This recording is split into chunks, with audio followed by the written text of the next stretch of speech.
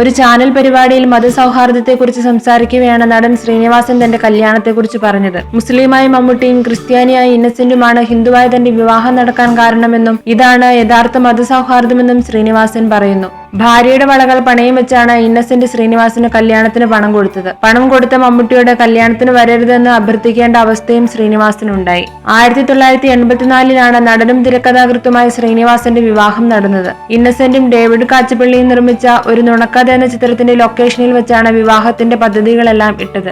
ആരെയും വിളിക്കാതെ ഒരു രജിസ്റ്റർ വിവാഹം മതിയെന്നായിരുന്നു ശ്രീനിവാസന്റെ തീരുമാനം. ഇന്നസെന്റും ശ്രീനിവാസനും ചേർന്നാണ് ഒരു നുണക്കഥ എന്ന ചിത്രത്തിന്റെ തിരക്കഥ പൂർത്തിയാക്കിയത്. ആ വകയിൽ ശ്രീനിവാസന് കൊടുക്കാനുള്ള പണം പോലും ഇന്നസെന്റിന്റെ കയ്യിൽ ഉണ്ടായിരുന്നില്ല. അത് ശ്രീനിവാസനും അറിയാം. പക്ഷേ സെറ്റിൽ നിന്ന് ഇറങ്ങാൻ നേരം ഇന്നസെന്റ് ശ്രീനിയുടെ കയ്യിൽ ഒരു പൊതി കൊടുത്തു. അതിൽ കാശുണ്ടായിരുന്നു. ഇതെങ്ങനെ സംഘടിപ്പിച്ചു എന്ന് ചോദിച്ചപ്പോൾ ഭാര്യയുടെ 2 വള കൂടെ വിറ്റു എന്നായിരുന്നു ഇന്നസെന്റിന്റെ മറുപടി. ഇന്നസെന്റ് കൊടുത്ത പണം കൊണ്ട് വധുവിനുള്ള സാരിയും മറ്റുമൊക്കെ വാങ്ങി. അപ്പോഴാണ് ശ്രീനിവാസന്റെ അമ്മ പറഞ്ഞത് താലി കെട്ടി തന്നെ കല്യാണം നടത്തണമെന്ന്, അതും സ്വർണ്ണമാലയിൽ കോർത്ത താലി. സാമ്പത്തികമായി ഏറെ മോശം നിൽക്കുന്ന അവസ്ഥയിലാണെങ്കിലും ശ്രീനിവാസൻ അമ്മയുടെ വാക്ക് തള്ളിക്കളയാൻ പറ്റുമായിരുന്നില്ല. പണത്തിന് വേണ്ടി ഇനിയും ഇന്നസെന്റിനെ ചെന്ന് കാണാനും വയ്യ. മമ്മൂട്ടിയെ ചെന്ന് കണ്ടാൽ മതിയെന്ന് മനസ്സിൽ തോന്നിയപ്പോൾ നേരെ കണ്ണൂരിലേക്ക് വിട്ടു. അവിടെ അതിരാത്രം എന്ന ചിത്രത്തിൽ അഭിനയിച്ചുകൊണ്ടിരിക്കുകയാണ് മമ്മൂട്ടി താമസിച്ചിരുന്ന ഹോട്ടൽ മുറിയുടെ വാതിൽ തുറന്നതും ശ്രീനിവാസൻ പറഞ്ഞു, നാളെ എന്റെ കല്യാണമാണ്, എനിക്കൊരു 2000 രൂപ തരണമെന്ന്. പൊടുന്നനെ കല്യാണം തീരുമാനിച്ചതിൽ അല്പം അലോസരം പ്രകടിപ്പിച്ചെങ്കിലും മമ്മൂട്ടി രണ്ടാമതൊന്നും ആലോചിക്കാതെ ശ്രീനിവാസന് കാശ് കൊടുത്തു.